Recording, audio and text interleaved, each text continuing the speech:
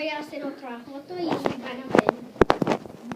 Va a ser, no sé si va a ser alto, entonces comenzamos.